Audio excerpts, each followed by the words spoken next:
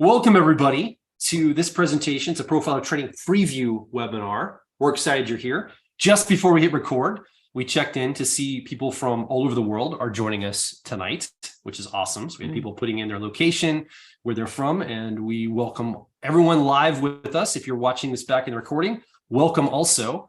If you weren't able to be here live because of time zone reasons or whatever, again, being all over the world, I understand those concerns. We're going to be talking about Profiler Training tonight. Before we talk a little bit about the program of Profiler Training, though, we want to talk to you about what an actual personality profiling session is, why it's so important, and some takeaways you can go and use in your life right now, regardless if you join this program or not. We're going to give you some key things to think about and talk about a profiling session. One of the things we could do is talk about Profiler Training, which we're going to talk about the program and all the details in a little bit, and we're going to talk about some of what a profiling session looks like. Before we get to any of that, though, it's one thing for me and Antonia to sit here and talk to you about Profiler Training and about the profiling process. It's another thing to hear from real people who've been part of the program, students who've come through the program, some recently and some that are alumni and have been part of the advanced programs. So we invited 4 people tonight. And actually, I didn't even know this until we invited them all, but all 4 of the judging cognitive functions are represented in all 4 people. So we have an INTP, an ENFJ, an INFP, and an ENTJ tonight to share with us a little bit about their experience. And I don't want to take too much time on this, but I do want to hear from some real people, and I want you to be able to hear from them too. So first up is Jenny. And Jenny, if you click on your camera, I just want to hear a little bit from you briefly. Hi, Jenny. Welcome. Hi. So where are you coming from tonight? Where are you joining us from? I'm joining from just north of Nashville, Tennessee. Nashville, Tennessee. Fantastic. And what is your best fit personality type? My best fit is an INFP personality type. So my driver is authenticity or introverted feeling. That's great. Now, you just came through the Profiler Training program the last 6 months. In fact, I just saw you like 2 weeks ago. Yes. At the live event, the 5-day live event in Orlando. It was actually 6 days, a little extra bonus, but it was a 5-day formal event. Maybe just paint us a little picture from your perspective. What was this experience like? Sure. Yes, I'd be glad to. So the first night I actually came into the hotel lobby and I said, I came to find my tribe because I love Myers-Briggs and I talk about it all the time. And my employees at work are just they sort of roll their eyes at me because I'm talking about it so much. And so I was so much looking forward to being with people who love the same thing that I love and, to find that group of people. I'm an introvert, and but I did something very uncharacteristic, and this really stands out. I came in the first night. I was hungry. I walked in. I was standing at the restaurant to get a seat, but I passed these people in the lobby. It was this group of people, maybe about 15 people, and they were sort of being a little loud. And I thought, I wonder if those are my people. So I walked over to them and I said, "Are you guys personality hacker?" And they're like, "Yes."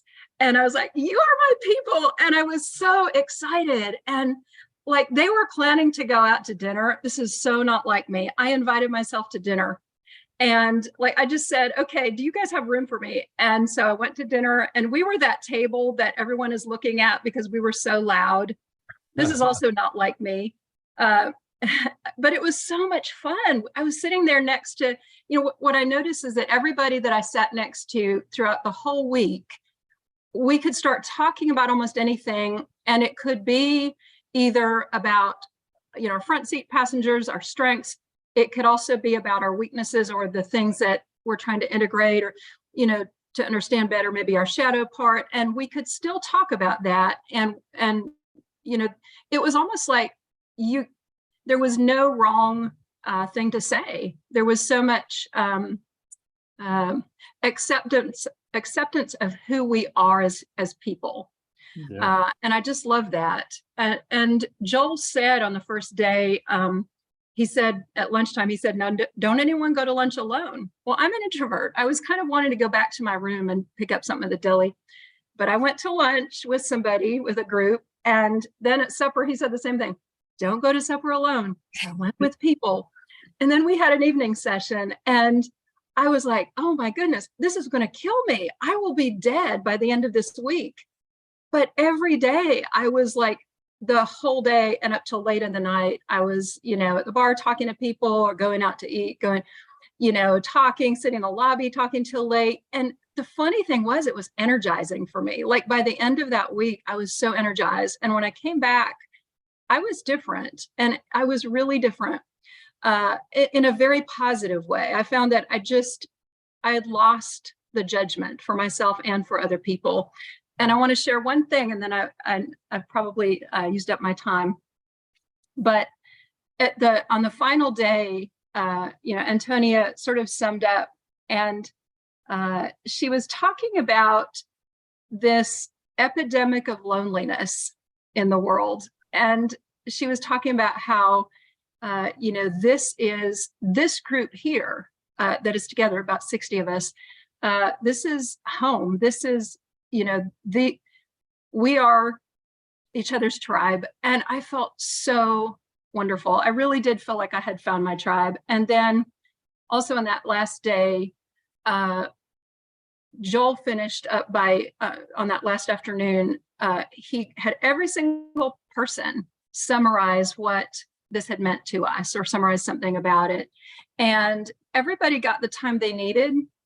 And he was very affirming of each person when they, shared. And a lot of us literally broke down. I did. I got emotional because it had meant so much to me. And what hit me is, in our modern world, this doesn't happen anymore. We just don't have this kind of time to sit and just say, really share something deep, from our hearts. And so that I just loved it. And it was amazing. And I hope more people come, because you will find your tribe and you will love it. So thank you for sharing all that. Usually I have to ask people like kind of leading questions, and you just went and shared so much. Thank you, Jenny, for all of that. You're welcome. I think from a personal standpoint, an emotional standpoint, and a visceral standpoint, all of that makes sense. Maybe one more question I might have is, I know that you also take this back into your professional life. Yes. I don't want to get your title wrong, but I believe you are either the founder or executive director of a fairly large nonprofit. Yes. With a lot of people in this organization. And so I think you're also, in a professional way, not just in a personal gratification, but you're actually using this in a lot of professional elements too. That's right. I'm the CEO and co-founder of a community health center in Tennessee, northern middle Tennessee. And what I am taking back and have been working with my executive team for a couple of years now, we all know our Myers-Briggs type, our best fit type, and we're working with the cognitive functions, and all of the cognitive functions are represented on our leadership team. And that has been a game changer. I actually became acquainted with Personality Hacker through your podcast. And so I was starting to apply the cognitive functions to leadership before I came to this live event. I got a chance to talk with the two of you one evening about that. And it was just amazing, to be able to kind of show you what I'm doing and get some new ideas. And when I came back, I haven't told you this yet, but I met with each one of my leadership team, and I just shared with them what it was like to go through the embodiment exercise for their driver function, and how it had given me empathy for them and the way they see the world and the way they make decisions. And it was really powerful. So I'm also, you're right, I'm also applying it at my job. That's great. Yeah. Anything else you wanted to mention that we didn't ask about, or that you wanted to share? Well, the embodiment exercises were amazing. And this is where you embody each cognitive function, each of the 8 cognitive functions. And that was also a game changer. So I came to this really looking forward to it, but it really exceeded my expectations. And if you love personality type, come to the event. You can't go wrong. It's really fun. Okay. Yeah. Thank you very much. Thank you, Jenny. No, really appreciate it. And I'm so glad you found your tribe. Yeah. Yes. And you actually enrolled in some advanced programs, so we'll see you again in 6 more months. That's right. That's awesome. Cool. Thank you, Jenny. I'm going to head on over to you. Jeff, but I really appreciate you being here, and thank you for your time. All right, Jeff. Hey, crew. So, Jeff, what is your best fit type? My best fit type is an ENTJ. So I've got TE. Effectiveness is my driver, and I've got perspectives and I as my co-pilot. Fantastic. So what was the decision point for you coming to profile training, and what was the general experience? Like, what was this for you? This was a key that unlocked some really, really cool things in life almost immediately, I would say. I had gone through the ENTJ kind of smaller program where we did, I think, like 3 calls, and we were kind of trying to figure out what our biggest leverage points were. And that was kind of cool being in a group of similar people. And that was kind of a catalyst where we kind of talked things over and collaborated and figured out. I definitely resonate with the kind of idea that I'm probably one of the more personally introverted of the extroverts. I don't need a lot of interaction. I can go a lot of time without, at work, I can do my own thing, and I don't really need to engage with people a lot to like use my driver function. But we uncovered during that ENTJ workshop that really kind of people is the key, like that I need to lean into to kind of be more fulfilled and kind of accomplish more, do what TE does. But that was my kind of Achilles heel there. And so I debated it and actually pretty quickly jumped on board to go to profiler training, which wasn't really in the cards. But the more I thought about it, I was like, man, like I really do think that is a big leverage point, and this could be really cool. So kind of spent 6 months really diving into the material, and the live event just like sealed in how awesome this was for me, like of an experience, because not only was it like officially, the culmination of all the stuff we studied, and it was officially 9 a.m. to 9 p.m. every day, but then every day spilled into 2 a.m. Not even, going out like a college kid, like we're just talking in the hallways of the hotel, and everybody was interesting, and being able to have compassion for the representation of so many different people in the same room with so many different lives, but having compassion for what they bring to the world was extremely cool. And I have had, even after like this, which I'm still forever now, like this is such an amazing thing, but the richness and level of conversations that I have coming out of this program, talking with my family members who I've known for a while, conversations with my dad, with my brother, and even other interpersonal relationships, and having patience and understanding for, again, where people are coming from. I think I already feel such a deeper connection with people just in everyday conversations that I was moving too quickly before to fully appreciate. Getting that out of this was an amazing experience, and like I can't go back. You can't undo that. You can't unsee it. You can't unsee it. So as a person, I was going to ask Jenny, because she's actually an introvert. You mentioned that you're a more introverted extrovert. I think some of the challenges or some of the fears some people have is that it's just going to be too much. Like it's going to be like they won't have the energy for it. But it sounds like you had the energy for it, and it sounds like Jenny did too. Yeah.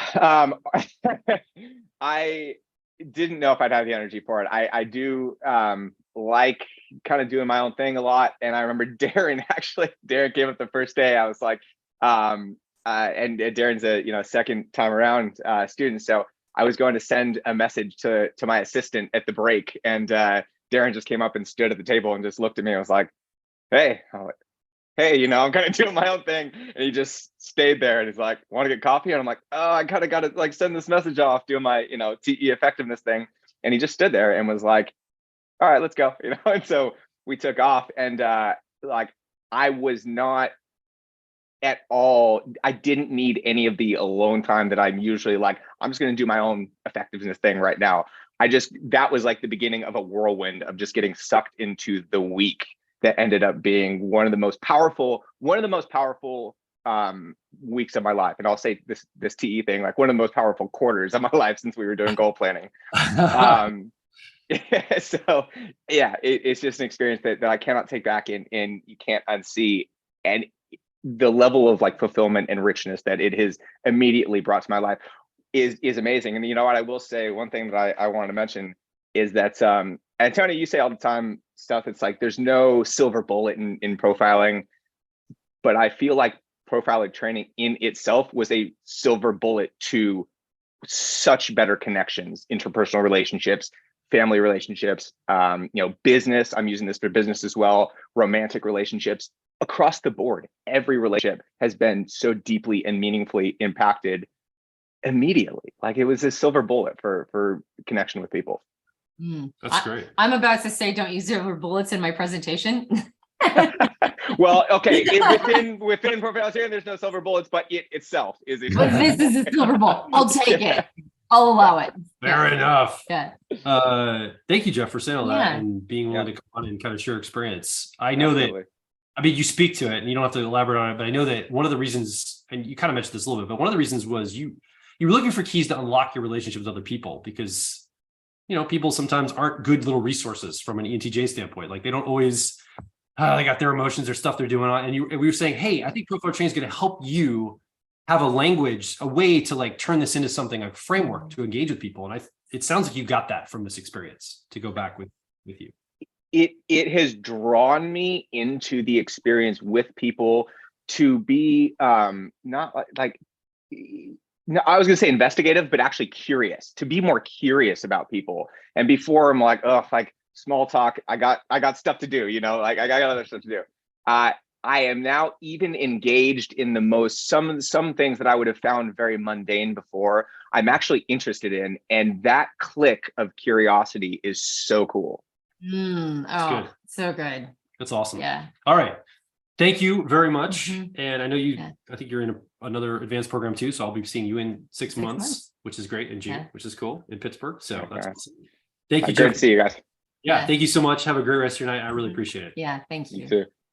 So just for time's sake, I'm going to go ahead and, speaking of Darren, I've had Darren and Ari both on here. Let me just ask both of you to turn your cameras on because I know time is just rolling. It's my nemesis of life, but we'll make this work. So I've asked Darren and Ari to come on. Let's start with Ari first. Ari, what's your best fit personality type? ENFJ. Okay. And Darren, what is your best fit personality type? I am INTP.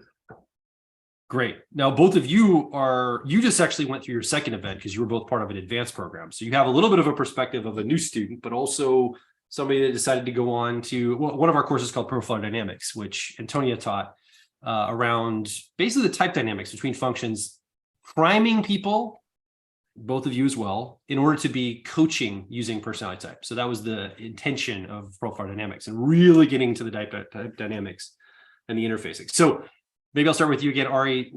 Maybe paint us a little picture about your experience with profile training in general, and then I'll talk to Darren too.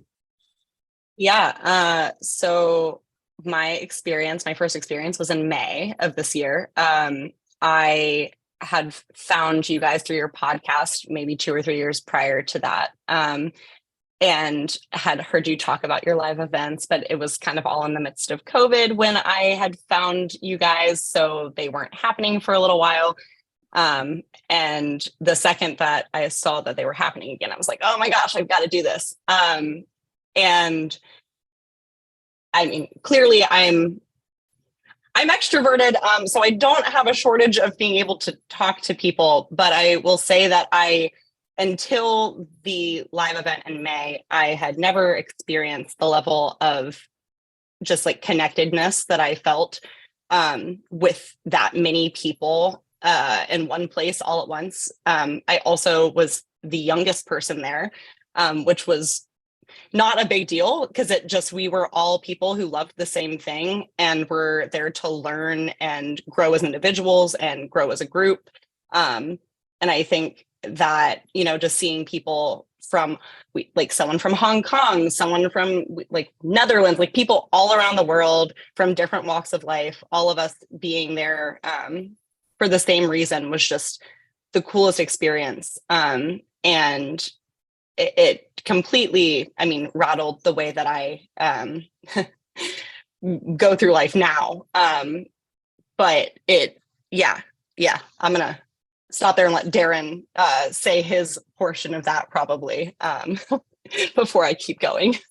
Thank you, Ari, by the way. Yeah, that's great. Darren, Ari's giving you the floor. You get the mic. I get the mic. Yeah, I mean, gosh, as an introvert and as a thinker, I think learning type really helped me relate to other people, and it helps kind of bridge the gap using a framework so that I can understand people. And coming to the live event, I think really it's about being able to find a place where you can be seen for who you are. And you get to meet people like Ari. And if you're lucky as an introvert, someone like Ari will adopt you and your life will never be the same. And there's very few places in the world where you can show up and immediately people kind of know something about you and they're interested in you and they want to know how your brain works. And so it was such an eye-opening experience to see what life could be like if people understood you at this level. I think a lot of INTPs walk around in the world not feeling like they belong. And so this is a place where you can feel that. That's great. What is maybe talk a little bit about, you both have stuck with this. I mean, clearly all four people we have on tonight have talked about community and people and all of that. And I've talked a little bit about business and things with Jenny and Jeff, he's weaving in his family dynamics. All that stuff is great. What are you guys have stuck with it to the point where you've done advanced programs. And I think you've actually enrolled again in a secondary version of that. So clearly you're wanting to take this and use it in some way in your life, or there's some intent behind it. You may not have it all figured out. Why is it that you want to continue on the process? Like, what is it giving you in your practical side of life? Does that make sense? What I'm asking? Ari, let's start with you. Oh, or me. So I was gonna hand him the floor, but I'll kick it off.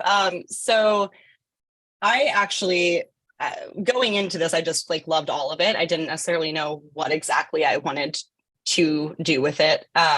After the live event, I realized that I absolutely could not find a way, could not find a way to implement it in my life in a bigger way than just me heavily consuming things. And I had kind of started prior to the live event just to practice profiling, but I had started profiling a lot of people that I work with. And I work fully remote for my job. And so it actually was allowing me to get to know people and even meet people for the first time on different teams and departments at my company who were hearing about it from other people I'd already profiled at work. And since then has now, that's kind of become a very well-known thing throughout departments at my company. And I've profiled probably over 40 people that I work with now. And it's just been really cool just being able to not only meet new people and then have, people who I can reach out to if I have questions about things that are not things that I know, but also being able to help them as individuals, but also being able to explain to management, how this, knowing these things can be really, really awesome for working cross teams, cross departments, and also better creating processes and systems to suit the people using them rather than just forcing something on to a group that's not going to work with how their brains work. So that's been a really big thing for me. Again, I didn't have that intention going into this necessarily. It's just been what has come out of it. I also use it with my family a lot and all of my friends, basically anyone I talk to, somehow I try to weave it into conversation. It actually even came up when I was interviewing for the job that I'm in now. So yeah, that's currently how I've been using it. Plus I just signed up for coaching and following that, whether I start my own coaching gig or if I try to find a way to incorporate that at work too in a more legit way, I'm not sure, but that would be cool. That's great. And I know that you're on your journey, you're on your path of weaving it in. Thank you for that. Darren? Yeah. When I first joined, I was founding my first startup. And I think learning type really changed the way that I related to my co-founders, my employees, how I manage them, how I talk to customers. It really opened up a new world to understanding the human component of business. And I talked earlier about how coming to the live event it felt like being seen.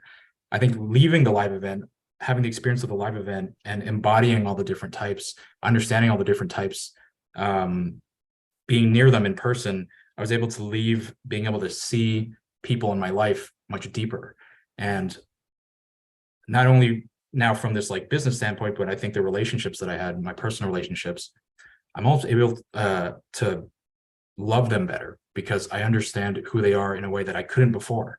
And that's something that has always been difficult for me, but the live event helped me to bridge that gap, and it's been an incredibly fulfilling experience. That's great. Yeah. All right. Thank you.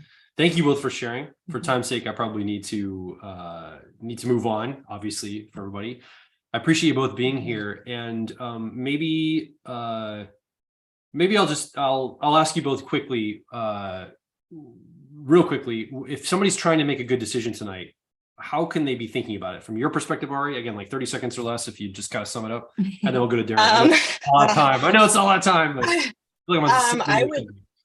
I would say that if you want to experience massive growth personally, if you want to experience a level of connection with other humans who love the thing that you love, and if you just really like this stuff, and if you have all the love for Joel and Antonia that I'm pretty sure literally all of us do, getting to learn from them in person is incredible. And the people that you meet when doing it, incredible, totally worth it. I say do it.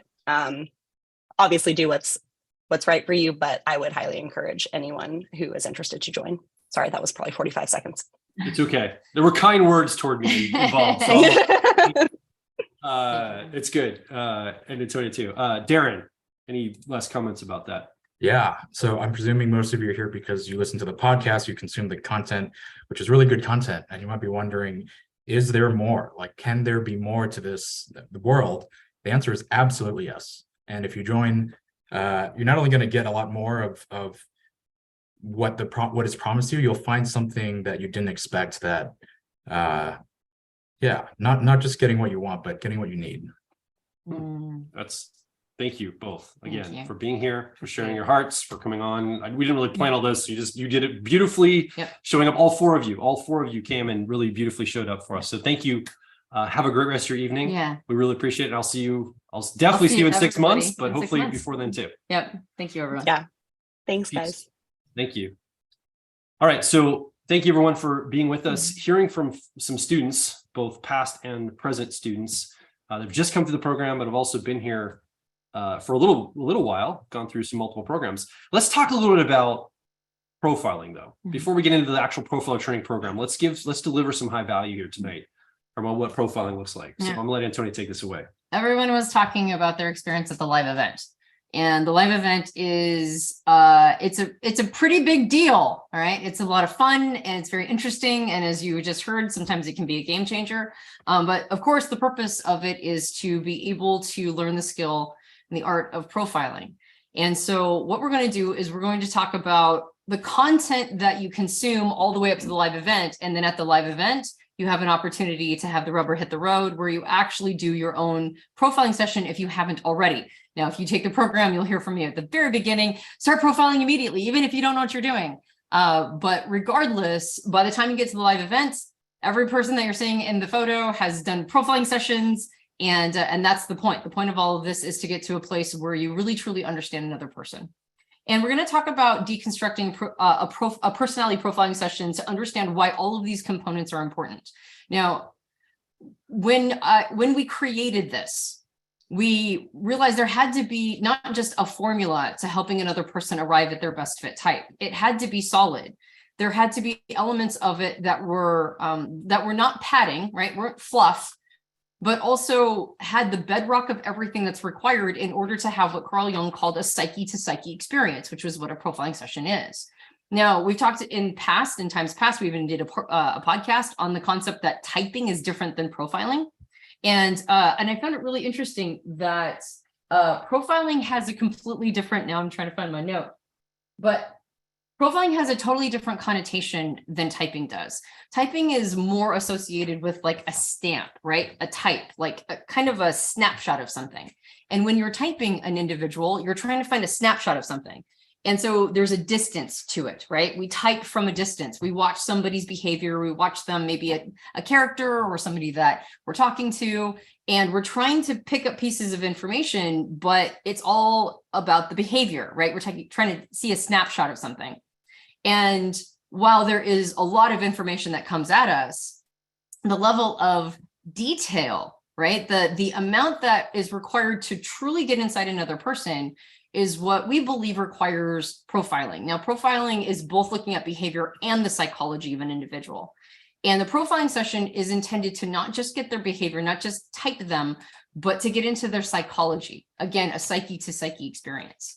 So we discovered that there's 4 crucial elements to every profiling session. The first one is rapport building. The second is what we call the interview, right? That's when you ask your questions. The third is a portion called verification. And the fourth is the explanation. Rapport building, that is a crucial element that doesn't just start at the beginning, or it doesn't just happen at the beginning. It's something that you hold throughout the entire profiling session. And we'll talk about why it's crucial and what happens if you don't do it well. The interview is the part that everybody expects, which is a series of questions. But there's a good and a bad way of interviewing. And in fact, part of what profiling does is it helps you build the art of becoming a good interviewer. We've all heard a terrible interviewer, right? And so we know what a terrible one sounds like, but what is the skill of interviewing well? And profiling really helps us tap into the energy of it. Verification is a portion of the profiling session where you're not just getting information from the other person, you're also sharing elements you've heard. Verification is the portion when you share with them what you think their best fit type is at that point. And then you explain a little bit of what that means and check in to see if it resonates with the other person. You go through what are called the dichotomies: introversion, extroversion, sensing, intuition, thinking, feeling, and judging and perceiving. And you check in and go, I see you as having this preference. Does that resonate with you? Does that track? And this gives them an opportunity to go, that doesn't really resonate with me. Or yeah, totally, I feel seen.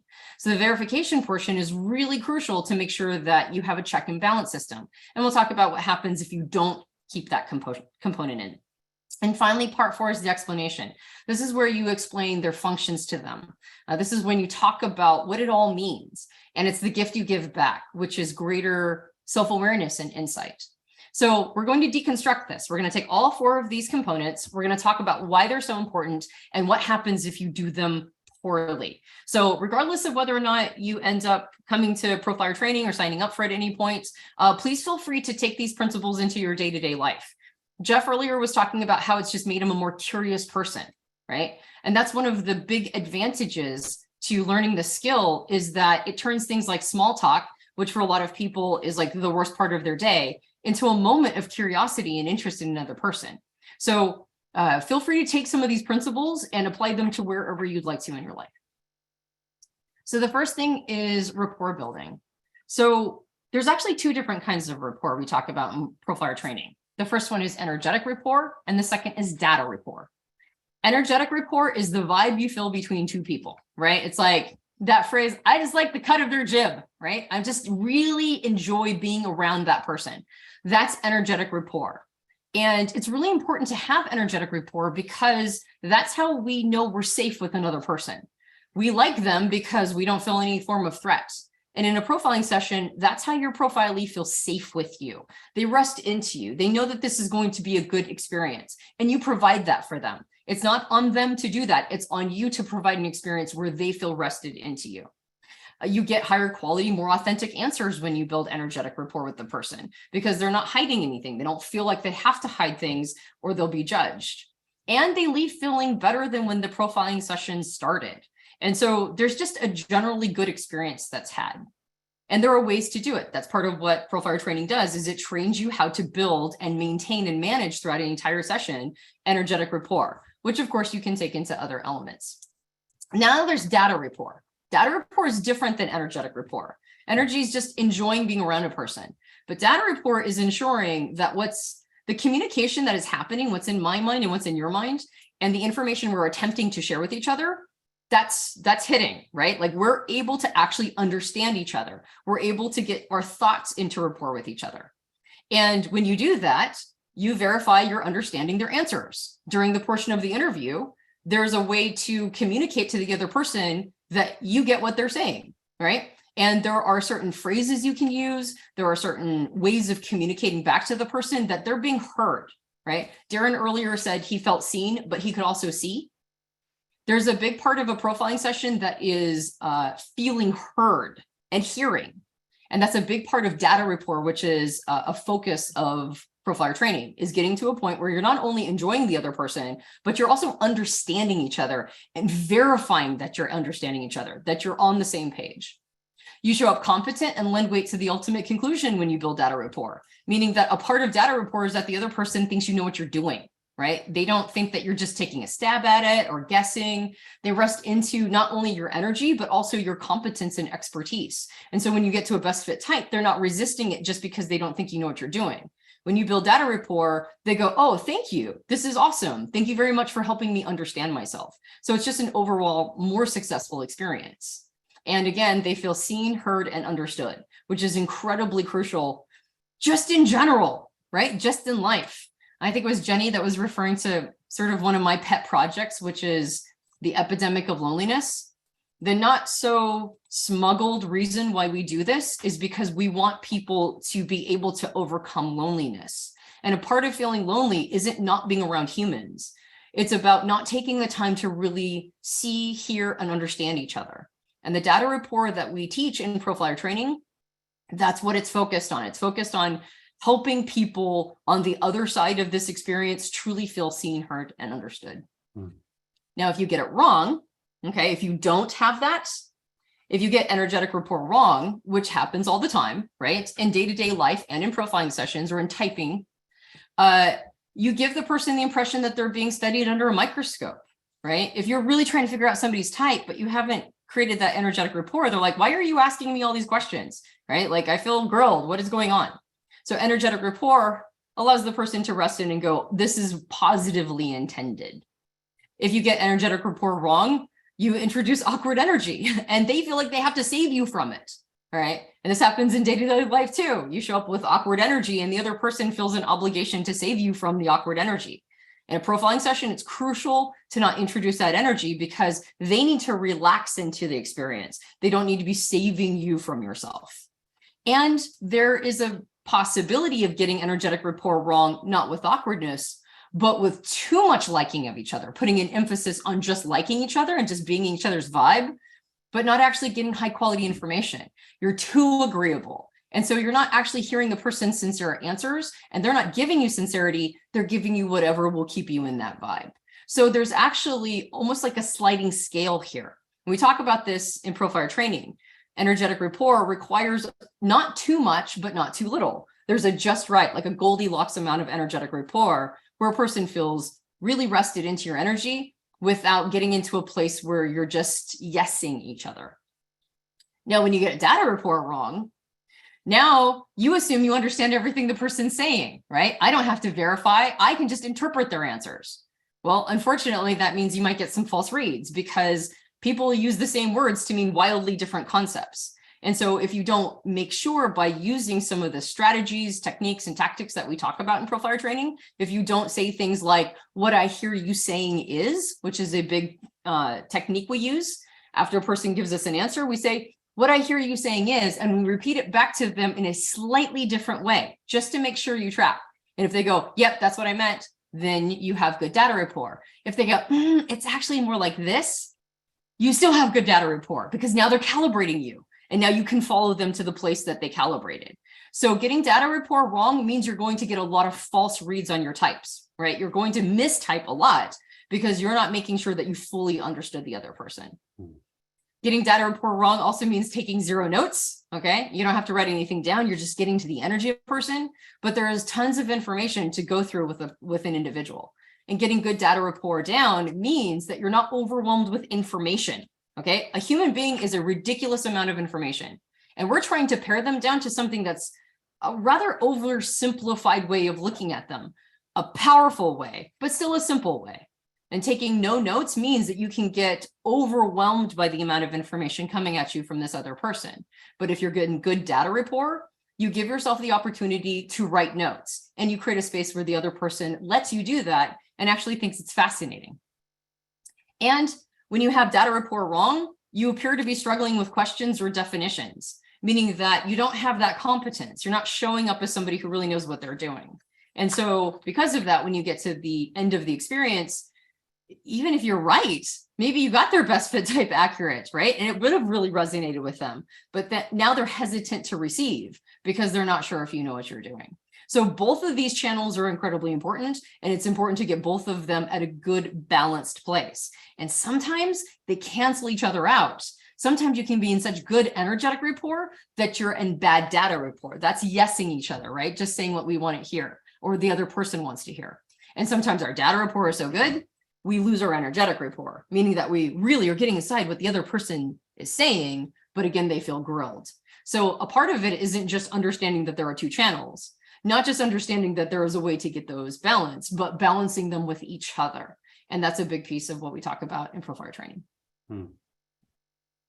All right, so becoming a solid interviewer. This is not an easy thing to do, right? We all know a terrible interviewer when we hear it. So some of the key skills required to be a solid interviewer is that you have to develop honest curiosity for all people's stories, okay? In order to be a good interviewer, you can't just assume you know what's going on with another person. You have to really listen to their life experience and care, right? Be curious about it. As Jeff mentioned, he wasn't really curious before, but this gave him a curiosity. And that's what really picking up these key skills does, is it turns that into curiosity. It means expressing sympathy for people's experiences, right? So that they feel continued safety. It means being really present to the interview, okay? So that means really being with the person as they're talking, as opposed to like doing other things or daydreaming or like playing on your phone or whatever, right? Like you really have to be with the person and hear their story. You have to have a list of field tested questions that garner the richest responses. So to be a good interviewer, you've got to have good, juicy questions, and they need to be field tested when it comes to profiling. You can ask all sorts of questions. What's your favorite plant? But it's not going to get you to their best fit type. So field tested questions means questions that other people have used in profiling sessions that have garnered really good responses. And it also means field testing your own. So having a way of asking questions that really help you suss out and interpret accurately what's going on for the other person. And then fully listen to their answers, right? Not cut them off, not insinuate, but really receive what they have to say. And then ask follow-up questions like, what's your relationship to the thing we just talked about? Or why do you say the thing you just said? So tell me what you love to do. Oh, I love gardening. Gardening is my favorite. I could garden until my eyes bleed. Awesome. So your relationship to gardening is that you love it, but tell me more about that relationship. Is it because you like to feel the sensation of the dirt in your hands? Is it because you enjoy nurturing something until it grows? Is it because you just really like to be out in nature? Is it because it feels like a controlled environment where you can make it just so? Is it because it beautifies your home, right? There's a lot of different reasons why a person could be into gardening, and they all have slightly different trails. So always following it up with what's your relationship to that? Tell me more is how you become a solid interviewer. All right, so what happens when you do it wrong? Well, you go too fast and jump to your first type guess. So it's not long enough. A really solid interview needs to be at least 45 minutes. In fact, I would say longer. Almost always, I start getting gold at the 45-minute mark, meaning that there's a bunch of information that they gave me before that I was kind of understanding what it really meant. But at that 45-minute mark, all of a sudden, I just understand the pattern all the way behind. So it needs to be at least 45 minutes. And when you're doing it wrong, you're going too fast. You're jumping to your first type guess. You're not really listening to those answers. You're not really understanding what they mean. You do too much talking or talk over the profilee, right? You might ask them a question, they start answering, and you go, oh yeah, I'm exactly the same way. It's just that time, the blah, blah, blah, blah, blah. Now you think you might be getting a rapport with them and building relationship, but you're actually taking the oxygen out of the interview. So not doing too much talking, again, listening, sort of allowing them to be the person who fills the space. Don't give them enough time to answer. We just talked about that, right? And that's a little different than jumping and talking over them, but also answering for them can sometimes do it. If a person starts to trail off, one of the best things you can do in an interview is just stop talking, right? Let them find their way back. That dead air can sometimes be really disconcerting to people, right? You ask a question, the person starts answering, they trail off. And then you go, is it kind of like this? Right? Because you're trying to elicit more response, but usually people are just collecting their thoughts. If you can have enough energetic and data report to allow them to collect themselves and then come back into it, that's when you really get gold. Appearing, of course, distracted or unengaged with answers is a killer. Asking no follow-up questions, just taking them at face value, assuming that you understand everything they said and meant. Inserting your own opinions into the interview. What did your partner do to you? Right now, all of a sudden you're talking about what their partner did to them as opposed to who they are and what's going on for them cognitively. Showing no sympathy for their human experiences, right? Just trying to get to the information as opposed to going, you're a person and I'm a person. We're actually having a person-to-person conversation. And that's an important thing, right? That's kind of the point of why we're here. Or alternatively, getting so lost in their story, you forget to connect it to type, which happens. There are certain personality types that have a tendency to disconnect and they have to bring more warmth in. And other types that get so into this human story that they forget that in a profiling session, they have a job to do. So getting those things right is really crucial.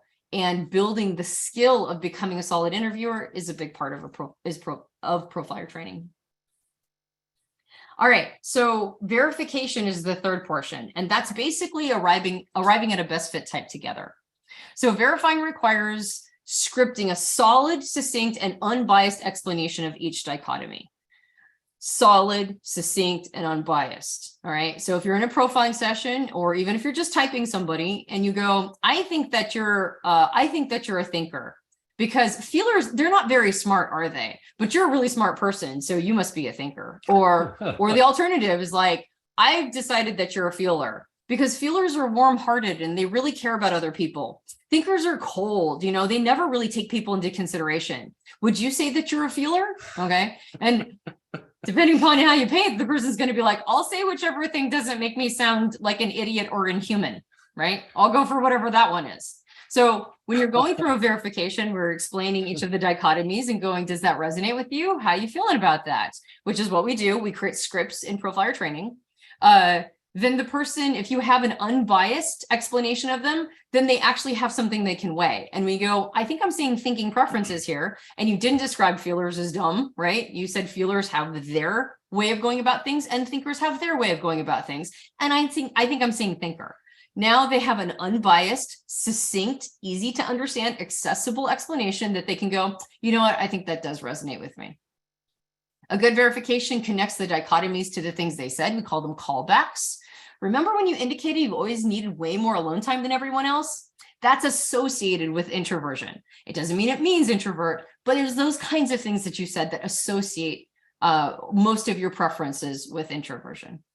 And it means acknowledging our own prejudices. Again, are we describing feelers as nice and thinkers as cold?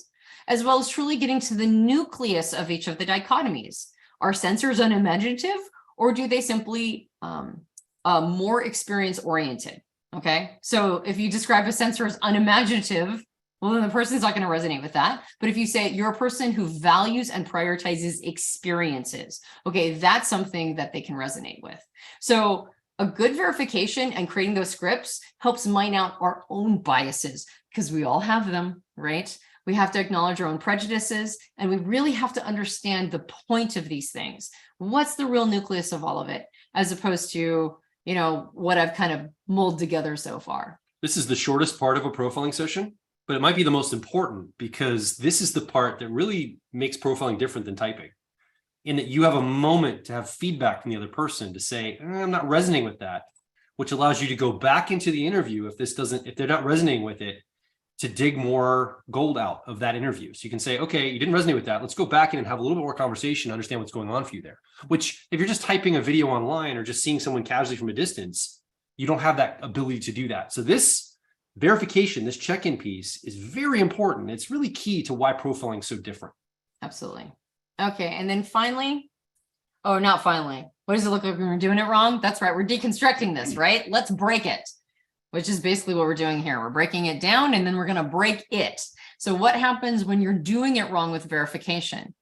Well, it looks like struggling to explain the differences in a way that they can understand, getting too theoretical and above their heads. Okay, so succinct, accessible. Most of the people you profile are not going to be familiar with type. They're not going to understand the difference between introverted thinking and just introversion. They don't know the difference between these things. This is above their head, their pay grade, basically, usually. So having really good, succinct descriptions really can help them resonate and gel with what you're talking about. But if you get really theoretical, very high-minded, you go over their heads, they're like, thanks, I guess, or whatever it is you're talking about. You seem to be the expert. You tell me. Well, we're not trying to get, you're right. We're not trying to put ourselves in a position where we're bequeathing a type upon another person. We're trying to arrive at a best fit type together because they're the expert on themselves and you're the expert on the system. So you need to come together, right, to create the center of the Venn diagram. And if it gets too theoretical, then they can't cooperate with you. It also means introducing our own biases into the descriptions and feeding them in a way that ensures that they'll resonate. I don't want to be a disorganized mess. I guess I'm a judger, right? If you describe perceivers as disorganized messes. So that's how you do it wrong. You go, I'm pretty sure you're a judger because perceivers are all hot messes. Well, I don't want to be a hot mess, right? So that's breaking this portion. And it's not knowing how to deal with pushback and insisting they're the type you've already determined. So verification, it's a check and balance system for you. When you get to this portion, as Joel mentioned, it's the shortest portion. It's usually about 5 minutes long. A solid interview will be 45 minutes to an hour minimum, right? Minimum. But the verification should be about 5 minutes. So it's really short, but it's crucial because if they go, I'm not resonating with what you're seeing, it's your job to go back into the interview and figure out what you missed. But if you insist you're right, if you don't know how to deal with any of the pushback, sometimes they just don't understand what you've said. All right. So you have to kind of be able to read that situation. Is it that you use sloppy language, or you could tighten it up a little bit and make it so it's easier for them to understand? Could you do a callback to a specific situation that led you to believe this? Or are you just going to go, listen, I know you don't, this is what you are. Okay. And that's how you break this portion. That's how you do it wrong. And then finally, a solid explanation can change the game for a person. All right. This is about getting a level of self-understanding as an access point that is hard to match. This is why all of us are in type, right? Is because it allowed us to understand ourselves on a level that very little else really helped us get to. So if you do a solid explanation, you can really change the game for a person. But there are certain needs, right? A strong practical understanding of the model is required so that you can explain it in a way where they can receive it. Again, it's simple. If you have a solid understanding of the model, you can explain it in a simple way. If you have a very theoretical understanding, or if it's still kind of confusing, you're going to tend to use language that they can't tap into. It also requires a simple way to explain the best fits types cognitive functions to your profilee. So you not only need to understand the model, but you also need to understand how to explain it to somebody, which is its own skill. You need an ability to connect the theory to the real world experiences. We just called them callbacks, right? So I think I'm seeing extroverted feeling or harmony. That seems to be your co-pilot function, or what's technically called the auxiliary. And that's based on some of the things that you said. Remember when you mentioned that when a person's in need, you almost can't help it. It's like there's this impulse to do something about it. You don't always act on it, but there's always this feeling like it's your job, but you don't always check in with your needs, right? That's the thing that you forget to do. That might be extroverted feeling or harmony as a co-pilot function for you, et cetera, et cetera, et cetera, right? Calling back to specific things that they said that allows them to connect. Oh, that's what I'm doing. That's why I'm doing that. It also is a respect for personality, for each personality to communicate the beauty of their best fit type. So a really solid explanation will communicate respect, right? Admiration, love, a recognition that all types need to exist in this social ecosystem. And if you can really communicate that to another person, that's part of the game changer, right? That's the euphoria that's part of the medicine. And so a really good explanation will always include that deep admiration and respect for all types. And bonus, making this experience of self-knowledge so fun, enjoyable, and interesting, it's contagious. Okay. So a really good explanation will also make it so that they're like, how do I learn more? What do I do about this? Tell me how this can impact my life. Who else do I talk about this with? So a really good explanation can also get somebody more interested, at least in themselves, going down a rabbit hole of self-awareness and understanding, even if they end up doing it in a slightly different way. How do we break it? How do we do it wrong? Well, we show more excitement around explaining the model than connecting it to the person being profiled. This is a super interesting theory that I'm all jazzed about and I can't stop geeking out about. So I just profiled you or typed you in order to, I don't know, as an excuse to talk about the model. And then you just go into a breakdown of the model itself. Most people don't care. All right. And so breaking the explanation means being more about the model than about the person. It also means throwing around so much technical jargon that a person new to the system can't keep up. Flew right over their heads. Maybe it was interesting to you, but not so much them. It means overlooking real world application. So just talking about the theory of it, but not helping them connect it to their personal experience, which if you've been talking to them for an hour, you should have plenty of material to connect it to their real life. It means making up information to fill in gaps in knowledge. So you don't actually know how introverted sensing shows up as a fourth function. So you just kind of make it up, right? That's also a part of the explanation, doing it wrong, right? Kind of fudging over the areas that you don't really have a good grasp of. It means speaking poorly about other people's type preferences, all right? Oh, I'm sorry. You're one of those sensors. Well, I guess you drew the short straw, you and 75% of the population, right? So it means speaking poorly or going, we're intuitives. Other people are sensors. They're not as cool as us, right? It just means not showing respect for humans. For some reason, believing that a system can tell us whether or not we're cool. And it means being overly flattering or overly critical about their best fit type. Okay, so like going like, thank goodness you're an ESFJ. They're the nicest people. You are going to be one of the nicest people because you're the nicest type. Unlike those INTP types who are jerks, right? Or whatever, or saying, ESFJs, all they want to do is gossip. So you really need to make sure that you're not gossiping too much because that's just ESFJs just gossip. All right. So not showing respect, having what I call a coloring book level of understanding about type. The purpose of profiling is that it helps us get to a place where we're not seeing things in terms of a coloring book. Okay. They're not all hard lines and concepts of shapes. Their understanding a person is complicated. They're a living, breathing individual. And there's a lot to them. And this is just one aspect of who they are. So profiling helps you overcome, as Jeff mentioned before, believing in silver bullets, which is a single question will tell me their type, right? Or a series of questions. We really need to spend some time in an interview, really get to the meat of who they are as an individual, really understand how their stories, the things they say, give you clues into how they're wired, but there's no single question that's going to do it. It also helps you overcome finding patterns too early because you have a very fleshed out concept of who this person is now. You know that there are 16 types and billions of people. So you're not going to find patterns too early because this could be an unusual version of their type. You're going to sit with them and really listen to them. You're going to do the interview proud. It helps you overcome stereotypes and personal biases. I mean, just having to write out your verification scripts alone will help identify what your stereotypes and personal biases are, much less going from profiling session to profiling session and realizing actually people of all types can be amazing human beings or they can be not so great human beings. So profiling really helps you overcome all of your biases. It helps you overcome information overwhelm because it gives you a methodology to really understand a person, going through the sequence and getting to a place where you understand how to take your notes, how to stay in data rapport, how to make sure that you're asking the right questions that are field tested to get the right information. It helps you overcome overvaluing behavior, right? Because we're not typing, which is understanding from a distance. We're profiling, which is taking both behavior and psychology into account.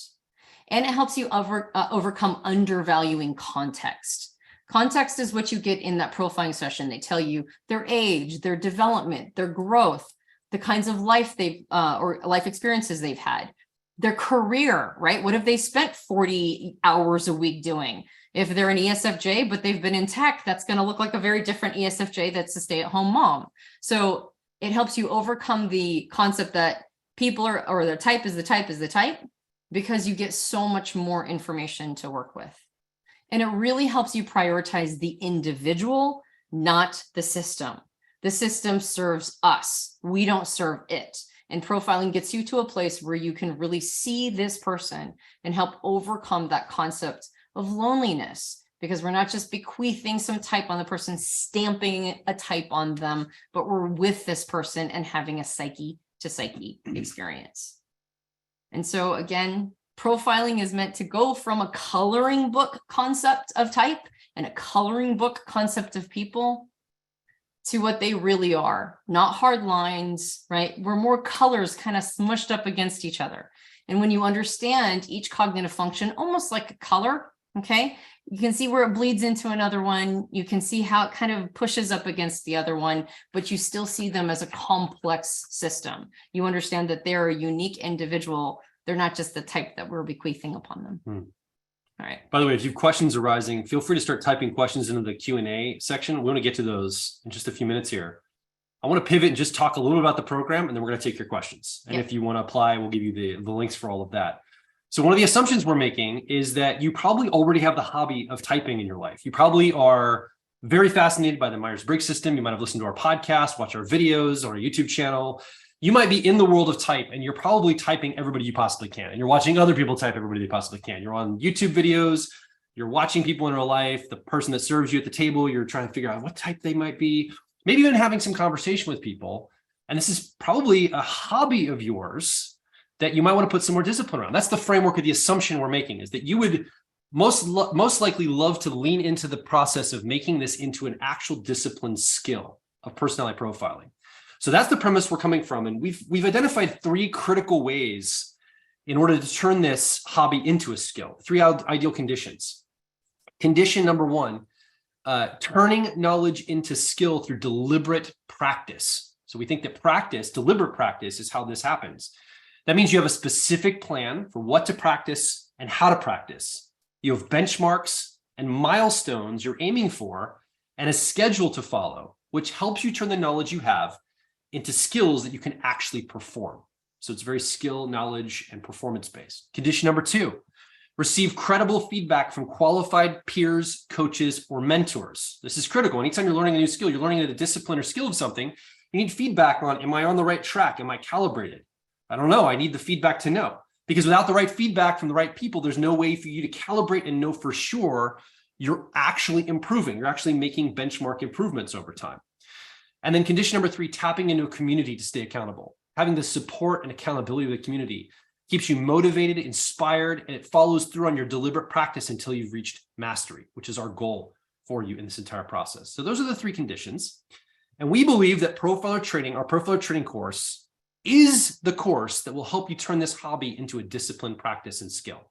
It's a 6-month course that culminates in a 5-day live immersion event to help you calibrate and master the skill of being a personality profiler. We've had hundreds of people go through this course. Let's talk a little bit what that looks like. Here's what the actual event in 6 months will look like.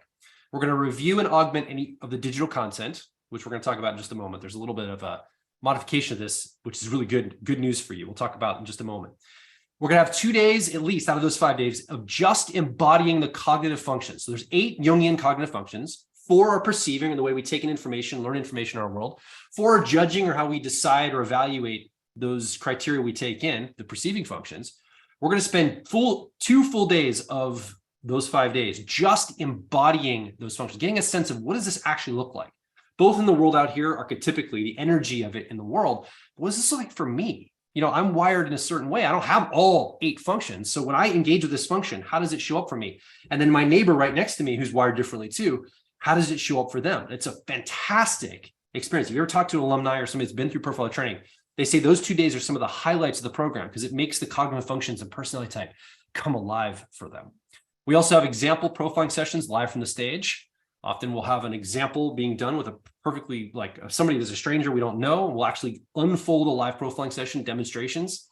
We've set up volunteers for you to do a profiling session on the final day, that Saturday. If you haven't done any profiling up till then, you've been through the whole 6 months, we want you to have the experience before you finish your program to actually profile a volunteer. So we set you up with those volunteers. I was going to say, some of you might be volunteers. You might have been a volunteer to be profiled by somebody in the class. And then if you join profiler training, it'll be switched. That's right. We also have evening events, special talks, and guest speakers. Again, community involvement. During the days, if different advanced classes break out into smaller rooms and our 101 new classes together, at the end of the day, in the evenings, we bring all the groups back together. So the entire community can have a fun, connective experience. We've invited people like Dr. Dario Nardi to come speak in the past. We've invited Dr. Beatrice Chestnut into the Enneagram to come speak in the past. We're always looking for new guest speakers to come and present to the entire student body. And we also have some panels in the evenings and some other general content for people to engage with, to learn more about their experience, in addition to just the profiling. And then obviously, there's an opportunity for you to connect with other students and alumni, like you heard some of the people talk about just a little bit earlier. To prepare for this, though, there's 4 things that you need. Need number 1 is a solid understanding of the system and theory. Need number 2 is calibration to know that you're on the right track. Need number 3 is community support to keep you motivated. And need number 4 is answers to your questions as you learn. Let's talk about how we solve all these needs. Need number 1 is solid understanding of the system and theory. The profiler training video curriculum is 40 plus sessions of digital course content. You can look at the list here and see all the things that we talk about: the 4 dichotomies, the 8 functions, 16 types, 4 temperaments, 4 polarities, our proprietary firm model, which stands for freedom and vulnerability, rightness, and management. We can get more into that a little bit later, maybe. Bonus content also. And we have a weekly syllabus that walks you through the entire thing. I'm only going fast because I know we have time's sake, so I'm kind of going through the list really quickly. And then obviously we send out a weekly newsletter to keep you on track. So those 6 months leading up to the live event, we want to prepare you for the live event. So we have all this laid out to prepare you for when you come to the live event, for those 5 days of intensity, of embodiment, of connecting. You are well prepared. So you could know nothing about the Myers-Briggs system or personality type, and you could begin the process of learning with the digital profiler training curriculum and get up to speed by the time the live event happens in 6 months. We've had actually people come in with 0 knowledge and be ready for the live event. Here's a quick separate thing I want to say. We'll highlight this again probably a little bit later, is we are actually in the process this year of re-recording all of this digital content. We like to refresh it from time to time. Well, it's come up this year in 2023 that we're going to refresh all this content. So currently, this is in the digital membership site. So you can, when you enroll in profiler training and you're accepted into the program, we give you access to all of this content out of the gate. You don't have to wait for it to be dripped to you or given to you on a schedule. You have a syllabus, you can follow your own schedule, or you can just start to dive right into the content. That will be in place for the brand new class that we're going to be opening up. And then in a couple months, we're still working on the exact schedule. We're going to invite everybody that's part of profiler training. So if you sign up, this is a really great opportunity to come to a live studio audience experience of the re-recording on Zoom. You can just show up, dip in and out, and watch us re-record all the new content coming up. So I just want to mention that too. I think it's a great perk for being part of it. Yeah, no, it's actually one of the best reasons to sign up right now is that you get to be part of that live studio audience. Yeah, which is cool because you kind of get to hang out with us during the days we create that. Need number 2 is calibration. You know you're on the right track. This is where we have Zoom video virtual events. So we have those big live events. You sign up for the program. You're invited to come to the live event, that 5-day in-person live event. But we also, alternate to those, with all alumni and all students, we invite people to come back to virtual events. So we have these, about 1 month in, we'll have a virtual event to get you kicked off, but we have a big virtual event for all alumni and everybody come back to.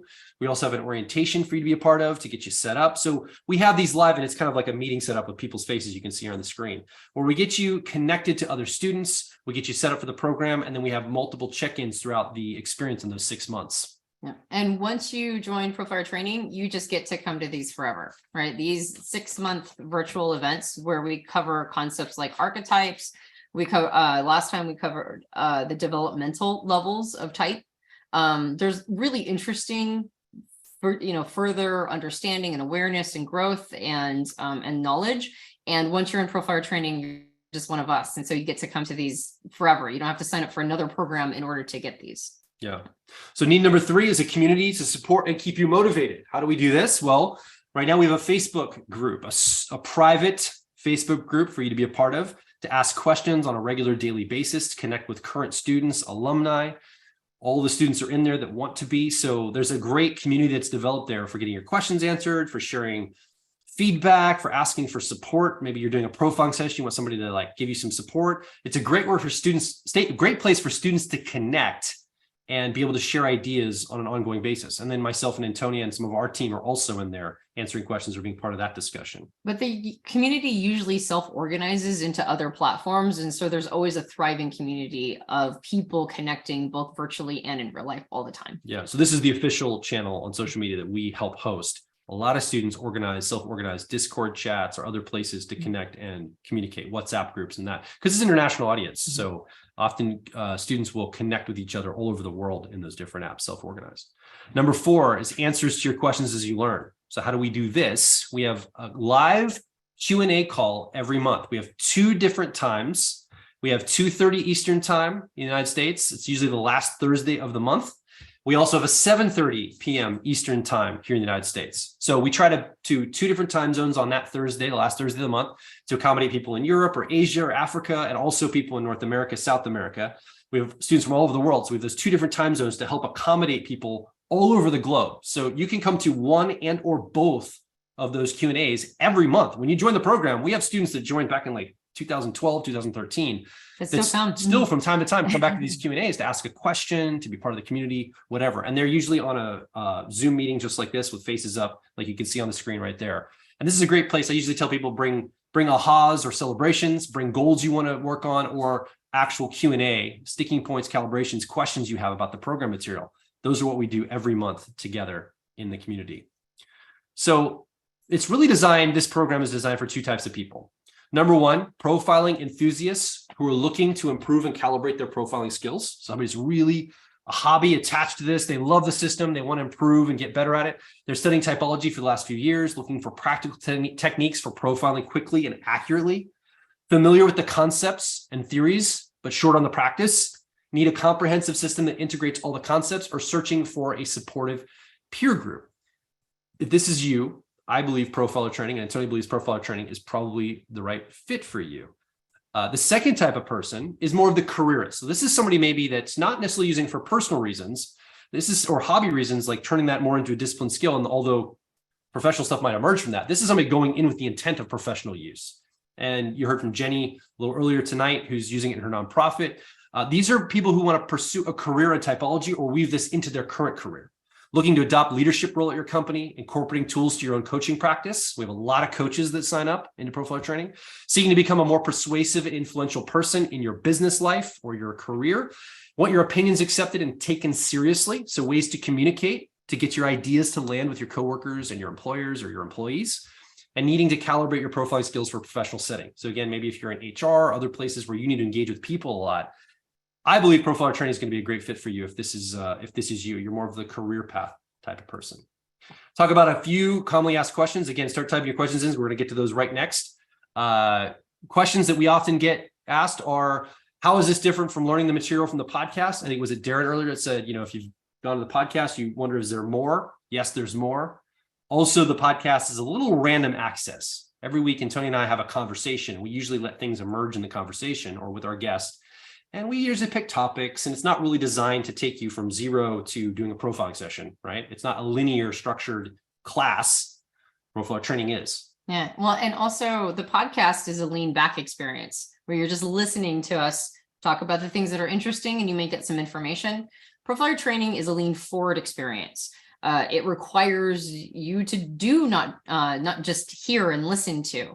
It requires you to build the skill of profiling, which is action oriented. So the entire program is developed to support you taking action. That's our main priority, is to get you to a place where it's not intimidating, where it's not scary. The information is organized. It makes sense, it's easy to implement, and it gets you to a place where you can do a profiling, you can actually act out and perform a profiling session as opposed to just getting more information about a system. Yeah, our goal is to get you there. How much time? Often it's the question, what do I need to dedicate? Is this like a 40-hour a week thing? What is this? We usually say between 2 and 3 hours a week. If you can set aside between 2 or 3 hours a week, we have a syllabus and we've broken out, we've done the work for you, we plan it out on a weekly schedule to give you actually some extra time before the live event. So if you're fall behind or you need to recalibrate anything, there's some buffer between the actual live event experience. we budget about 2 hours a week. Now, there's always ways you could add more if you want to practice, if you want to engage with more of the bonus material.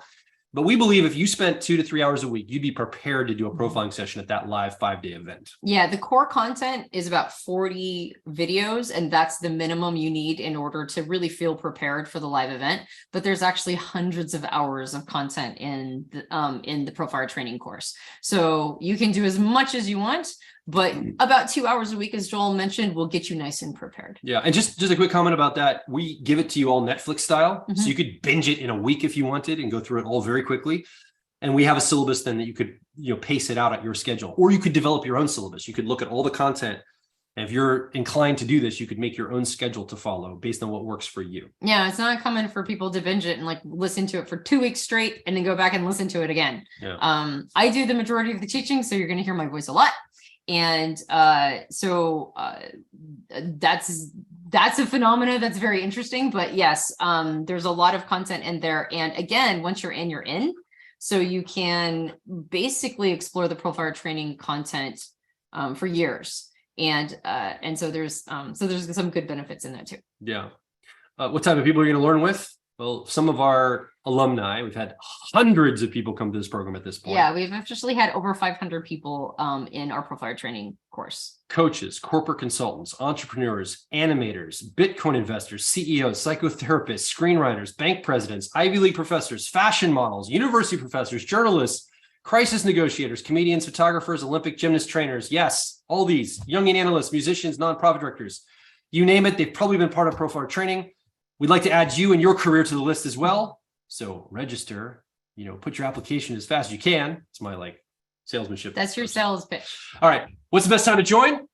I think it's a great time to join now. We usually open up enrollment every 6 months. No guarantee that will happen in 6 months, but that is usually the plan. We are open right now though. And we are open for, 7 to 10 days, something like that. We open up an enrollment period, applications come in. We look through all the applications, make sure it's a good fit for everybody, approve those applications, and we get started in January this year. Yeah. I think now's a great time to join. I think 2023 is going to be an amazing year. A lot of things are opening up in the world. And I think that live experience of coming as a studio audience person and watching us, you'll already have access to the content that's there, but seeing even newer content, we're adding some things to reworking. You want to maybe mention some of that? Yeah, well, okay. So right now is legit the best time to join ever. And I'm going to say that unapologetically and unabashedly. The new content that we're already working on, Profiler Trading is a solid program, and we're going to give you the syllabus and you're going to be able to go through it, and it's good stuff. But the content that we're working on now is going to be amazing. I'm so excited to teach this content. It's almost bursting out of me. And so this is the best time to join, because not only will you get first access to all of that, but you'll be able to, I have learned through multiple programs that I teach the best when I have a live audience. And so what we do is we send out a link. We say this time to this time is when we're going to be teaching all these sessions. Show up whenever you want to. You can just watch it from the distance, or you can, usually we spend a little time at the beginning, just kind of, talking and answering some questions and having a minute to just socialize. And then I go into the content. And so you can just be part of a virtual live studio audience of part hanging out with people and then part getting this fresh content hot off the presses. You'll be the first people to really hear it, and you'll be able to be with other alumni watching it live in front of you. So I think right now is no question the best time to sign up. So let me be clear. Profiler Training is a complete program as it is. Absolutely. We're creating a 2.0 version in real time live at some point in the next few months. You'll be invited to join us live as a part of. Yep. And that's in addition to what we're talking about as the program right now. That's right. You get everything. You just get Profiler Training as it is, but you will also be a part of the creation of the 2.0 version. Yeah. So we're pretty excited. All right. Where is this live event you guys keep talking about, Joel and Antonia? Well, let me tell you, it's going to be in May 23rd through the 27th, 2023 in Pittsburgh, Pennsylvania, USA. There's a great international airport in Pittsburgh. It's an actual port. You can enter the country as a port. People bring goods and things into Pittsburgh. Great international airport, flies all over the world, direct flights from various places in Europe and other parts of the world. And so we're going to have it in Pittsburgh because it's a great place to come. It's a great, beautiful city. It's beautiful in May too. And in May, it's going to be great. And we want to have you there if this is a right fit for you this year. Let's talk about tuition. What is the tuition? So there's a couple different options. If you pay in full, there's a little bit of a discount on tuition. Obviously, we want to encourage people to do that. But if you also need to split it up into payment plans, feel free to do that. We currently offer a 6-month and 3-month payment plan. If you need a different arrangement, I'm open to it. We don't have that set up as a system or as a formal process. But if you're really interested in profiler training and something else might work on some people will have like a little bit of payment and then they do like a balloon at the end or something like that. Whatever would work for you, let us know privately. Just send us an email to info@personalhire.com. But this is what's set up as a system right now. And most people, I'd say 80% of people like to do the pay in full to save a little bit, 15% as a discount. But often people do the 6-month or 3-month payment plans as well. How does the schedule work? Well, right now, at the time of this webinar, if you're watching this back, obviously you're watching the past, so this may not be as relevant to the exact Hello dates. from the past. But right now, if you're watching live, it is the 6th of December, 2022. As of right now, tonight, when this webinar started, and I mentioned at the very beginning, we turned on the link and we had somebody apply right out of the gate. They must have been waiting for the link to be turned on. The link is live. If you want to apply, you can apply right now. We're going to be open for enrollment until next Wednesday, the 14th of December. And then on the 15th, we're going to be reviewing the student applications. Myself, Antonia, and our team will be reviewing the student applications. And then we'll approve all those applications, get those approved. And then if you're approved, we're going to actually have an orientation the night of the 16th. We record that if you can't make it live. I understand it's near Christmas and the holiday season and all of that. But we do record it if you can't make it live. But we would love to have you there live just to get a sense of what's expected, what's coming. Because in 2 weeks in January, we're going to start off. I think it's January 2nd is the first day we kick off the new class. So that orientation is really critical on the 16th to get going. And then if you come to the orientation like, I don't think this is a good fit, we have a last day to withdraw on the 17th. So we give you a little bit of a thing in order for you to be able to see what's there, get a sense of it, you've gone through the whole process, there's that last day to withdraw as well. So that's the schedule coming in the next week. And we'll obviously be emailing people about that to let you know about that schedule coming up. So if all this sounds good, which I think it does, I think it sounds fantastic, and you're ready to apply, which I think you are, you're ready to lean forward and apply, head over to personalityhacker.com/apply. This is going to have an information page re-articulating or re-digesting or what is articulations verbals? What would it be? Rewritten? Whatever it's Restating. On the page. Restating. I don't know what I'd say. It's on the page though. All the information you need, the dates, the links, the information, the questions answered, everything that's in the program, all of that. I believe it's incredibly comprehensive. You might even have more questions though. And if you still have questions after you look at that information page, before you put your application in, or even after your application or any time in the process, info@personalhacker.com. Best place to ask your questions. And Ness, our business manager, and Jess, our customer service person, and our whole team is going to be available to answer any questions in the next few days, even tomorrow, whatever, we'll get back to you. But I would recommend you head over and apply. If this is something you've been on the fence, you've been thinking about for a while, we would love to have you in this program. I think it will be an opening for you to learn more about personality type, to develop the skill and discipline of type. I think you're going to learn more about your fellow humans. I think you're going to be able to tap into friends and family, be able to engage with people. I mean, the world needs us to be able to talk to other people more now than ever. And I think the most important thing, it's going to really help you have a relationship with yourself. I think this really opens up awareness and understanding about ourselves as people. I've never seen anything like it. Like we've seen it's not a personal growth program. It's designed to teach you a skill of how to take this hobby or this love you have for personality types and apply it in a very disciplined way to create that conversation with another person. And yet that's its intent. And yet we've seen so many people have personal growth awakenings going through this program.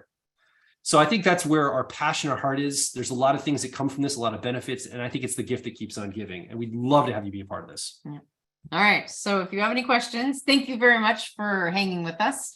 And hopefully you got something to take back with you in the presentation about building good rapport, being a good interviewer, some of the reasons why we really want to see and hear people. Again, our goal is to help address the epidemic of loneliness. It's near and dear to our hearts. And regardless of whether or not it's the right time for you to join Profiler training, and this is the right call, please take some of these principles out into the wild, right? Really kind of try to develop these skills of building rapport with other people. Do your best to really see other human beings and understand the complexity of them and the beauty of each individual. It's very important to us. So if you have any questions, now is the time to ask them. Yeah, a couple of questions here. So one question is about the online versus coming in person. And this is kind of a general question a lot of people say is, man, why don't you just offer this online? You're making people fly to a city and go to an actual event in person. Like that is so like 2019, guys. Come on, this is the new world. We've really talked a lot about it. And someday in the future, we might have some ideas on how to make it a little bit more accessible by taking this more on the road into other locations around the world. But right now, when people come live, they tell us all the time, we understand now why this had to be a live experience. There's something about being in the energy of each other in a live format in person that really opens this up. Now, most of the course, though, is digital. Like most of the 6 months is all through Zoom. It's through watching videos and engaging with content on your own. It's only that 5 days it's live and in person. And often what some people do is they go through the program those 6 months and they say, I can't make it to this next live event. Well, what we've done is, especially after lockdowns and COVID and all that stuff, we decided to give you a floating ticket to the next event you're able to come to. So if you enrolled now, for example, and you were on the docket for this class and you went through this and you said, I can't make it to this live event, that's okay. You can come to the next one that's available. And usually they're on a 6-month rotation. I mean, barring any, like, again, big world events that would stop this, we do one in May and we do one in November. And so if you can't come to the May event, you decide to join the class now, you can always come to the next one in November or the next one after that. We've had, in fact, Darren, who was on here earlier, I think he had been like part of the program for 2 years and we encouraged him to come to an event. And now he's come to like 2 or 3 in a row. Yeah. Because it's been so powerful for him to come to that live event. So we understand that budgets are all over the place and different for people and timing and all of that. So that's why we've decided to give that floating event. In case something comes up, if you become ill or something, family arises, you can always float that ticket to a different event. So hopefully that answers the question about the live versus the in-person part. There's a question here about certification. Like basically, do I get a certificate? Can I prove that I went through this, guys? We do offer a certificate of completion. We don't certify anyone just for going through 101. We do give you a certificate of completion to be able to have something that's tangible to say that you went through the program. I don't like to talk about it too much because it's very involved to get to this place. Like it's very involved to get to this place. It's a lot of hard work, but we do have an internal accreditation process for people that want to really use this in a like proficient way. And we stand behind those accreditations, but because we stand behind them, it's an incredible process. You have to go through some advanced learning after the 101 class. Yeah, there's basically once you go from snout to tail of the entire accreditation portion is approximately 18 months. And it requires a lot of profiling sessions. And so it's kind of a big deal. And so we don't promise certification at the end of this certificate of completion, yes, but accreditation is involved, and we have a little batch of accredited profilers. And like Joel said, we really stand behind them. So we got a question about advanced programs. I'll talk a little bit about that. So there are advanced programs. You don't have to worry about it right now, but I'll just mention them briefly in case this is something, the path you want to go down. After the Profiler Training original course, we currently offer 3 advanced programs and directions you can go. Love to expand more in the future. The dream is that we'll have multiples of these running, but right now we've got 3. The first one is if you're going to go down a very intense profiling track. So let's say you wanted to become maybe an in-house profiler for Personality Hacker, or connect a practice of your own, become a profiler, hang out your shingles, set up a website, become a personality profiler in a professional way. We have an advanced profiling course that begins to teach what we call evidence-based profiling. It really focuses in on the evidence of profiling and all the components of listening to somebody in a profiling session and dialing in and calibrating that skill for a professional setting. Yeah, what it really does is it's intended to take what would maybe take a person a long time to figure out by doing maybe even hundreds of profiling sessions, and condenses down a lot of the principles very quickly. So the old adage is you can either walk across the United States or you can take a plane, and advanced profiling is the plane that gets you to the other side very quickly. And so that's one of the tracks you can go down, is getting really calibrated very quick through advanced profiling. Second option is something called profiler dynamics. This is where we start to weave in more Jungian function concepts. This is very deep, a very deep course, advanced course. You have to go through Profiler Training 101 to get to this, because We expect you to have all of that under your belt because we go into the levels of health for all the 8 cognitive functions. We talk about archetypical energies that they might be combined with. We talk about John Beebe's 8 function model of archetypical energies and the alchemy that happens of a position of one of those 8 functions and the cognitive functions associated with. What kind of alchemy happens there? What kind of energy gets unlocked there? And we teach that class in order for you to be able to identify it in yourself, but also what's going on for other people. So as you're looking at someone else's life and their personality type, you're seeing the dynamics of what might be showing up for them, being able to identify that and speak directly to that in order to prepare you to help them. Yeah, it's actually mostly focused on helping people diagnose their real challenges, their life challenges, by using type as an access point. So the purpose of Profiler Dynamics is to get to a point where you understand a personality type in such intricacy that when a person is talking about their life challenges, patterns start to become clear of what's happening through the lens of type. And then prescriptions are now available, meaning that there could be many different things a person could do, but this one, based on their type and their challenge, this is a leverage point. This is the first domino to knock down. So one path is really honing the profiling skill, and another path is looking at it through the lens of type to diagnose challenges in a person's life. Yeah. So the final advanced class is our brand new class we just started up called Profiler Coaching. If you take either advanced profiling or Profiler Dynamics, it unlocks the ability to take Profiler Coaching, which a lot of people enter Profiler training because they want to be coaches. They want to be a coach helping people with challenges in their lives, whether it's relationship coaching, career coaching, personal life coaching. And profiling gives you the discipline and skill of being able to help assess the person's type. And now from the basis of their personality type, let's say you went down the track of, let's say, Profiler Dynamics. Now you're able to look at their personality type, identify maybe some of the challenges. Man, I'm having trouble with my partner. Well, look at this, what's showing up in your archetypical energy and the functions associated with. I bet this is your challenge and helping to coach them through actually making changes in their life. So that's kind of where we're leading all of this to, is if you would like to be a coach or weave this into a coaching practice in your own life, we have that available as well. And we're starting to expand that entire offering in that. And then someday, again, this is my dreams, but I'd love to have an Enneagram version of all these things, other typology systems, laboratory, maybe working with Dr. Dario Nardi and brain scanning, because he's got a whole discipline around that. But before we start any of that, you need to apply to Profiler training, because that's where we kick all of that off. You can't even get to all those advanced stuff. Thank you for the question, by the way. You can't even get to all that advanced stuff unless you go through Profiler training first. Right. So again, if this all makes sense, go put your application in, profilertraining.com/apply.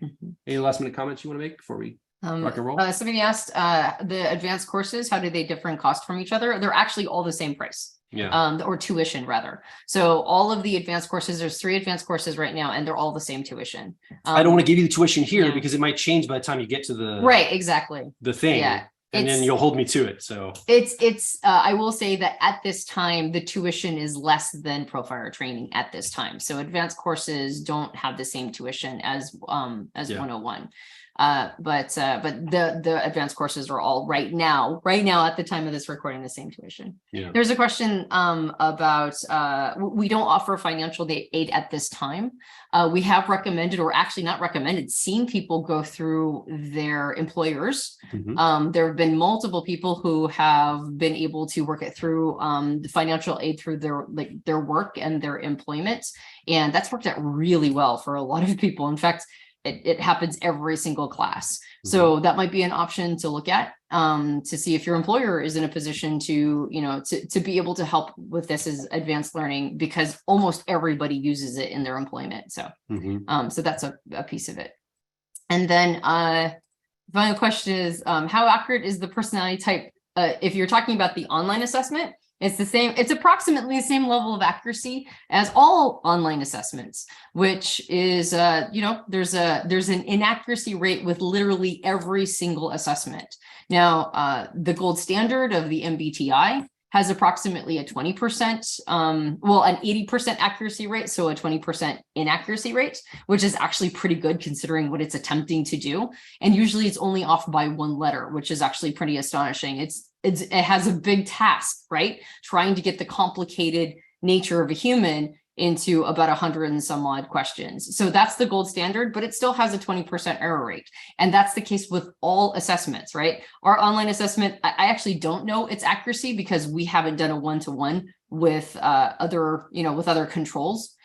But that's the challenge with assessments, right? Because they're almost always forced choice, A or B.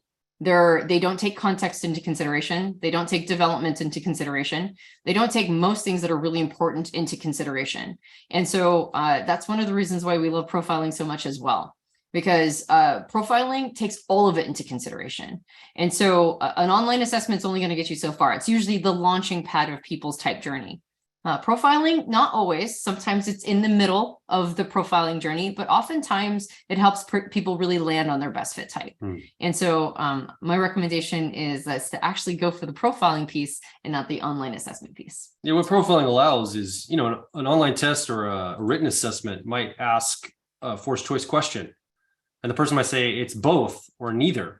Well, in a profiling session, if you gave them a dichotomous question, is it this or this? And they said, either I don't understand it or it's both or neither, you can say, well, tell me more about that. Like that actually is a great jumping off point to learn more about them and how their cognition's working. So we see such a benefit in the feedback you have from another person, another human you're talking to, that is really powerful.